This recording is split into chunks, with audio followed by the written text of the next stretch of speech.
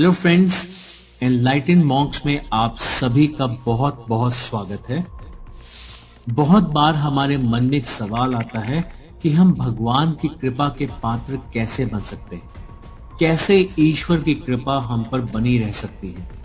इस सब पे मुझे एक कहानी याद आती है, संत एकनाथ की बहुत ही मशहूर कहानी है, वो मुझे याद आती है, वो मैं आपके साथ साझा करना चाहूंगा। संत एकनाथ एक बहुत ही परोपकारी इंसान थे।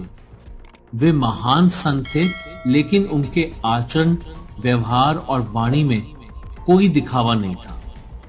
वे मूलतः महाराष्ट्र से थे, परंतु उनके नेक कामों की सुगंध पूरी दुनिया में फैली हुई थी। एक बार संत एकनाथ के मन में यह विचार आया कि प्रयाग जाकर त्रिवेणी में स्नान किया जाए और त्रिवेणी का पवित्र जल कांवड़ में भरकर रामेश्वरम में चढ़ाया जाए।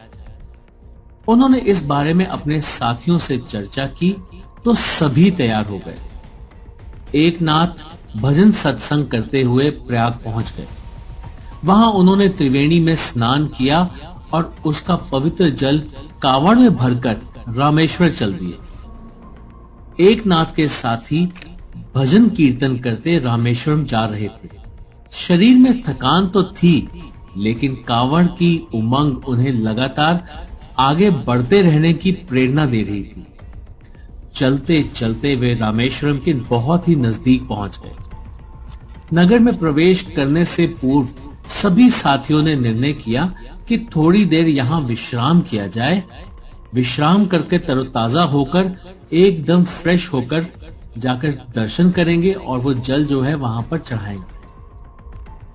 ये सब सोचकर सभी विश्राम करने लगे। जहां पर वे सभी विश्राम कर रहे थे, उसी जगह के नजदीक एक गधा भी लेटा हुआ था। तेज धूप और बीमारी की वजह से उसके पैरों में इतनी शक्ति नहीं थी कि वह कुछ दूर चलकर पानी पी सके। एकनाथ और उसके सभी साथियों ने उसे देखा। सभी उसकी ऐसी स्थिति पर चर्चा करने लगे। कोई कहता, भगवान ने ये कैसा संसार बनाया है। इस जीव को जीवन तो दे दिया, लेकिन आज उसमें इतनी शक्ति भी नहीं दी कि वह कुछ दूर चलकर पानी पी सके। दूसरा व्यक्ति कहने लगा, इसे प्यास लगी है।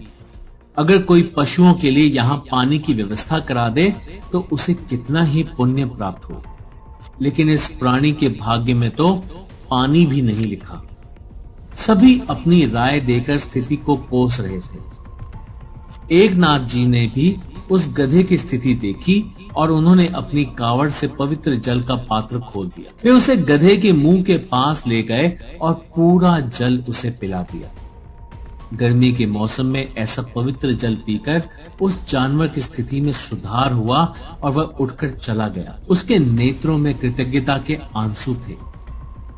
कहा जाता है कि उस समय एकनाथ जी को ईश्वरीय वाणी सुनाई दी।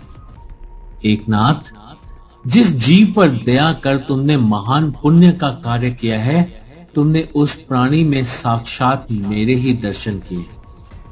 मैं रामेश्वरम पहुंचने से पहले ही तुम्हारी कांवड़ स्वीकार करता हूं। वास्तव में सभी धर्मों में माना गया है कि जीवों की सेवा करना भी परमात्मा की ही सेवा करना है।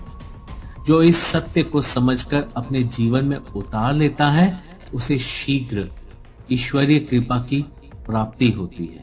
सो विद दैट थॉट, आज की वीडियो में इतना ही। आपका हमारे साथ जुड़े रहने के लिए बहुत बहुत धन्यवाद। और जो हमसे अभी तक ना जुड़े हों, वो हमारे चैनल को सब्सक्राइब जरूर करें। इसके अलावा अगर आपको हमारा वीडियो पसंद आया हो और लाभप्रद लगा हो, तो आप हमारे वीडियो को लाइक और शेयर जरूर करें। So thank you very much for going through this video. Stay happy, stay blessed, stay safe. Have a nice day ahead. Take care. Goodbye.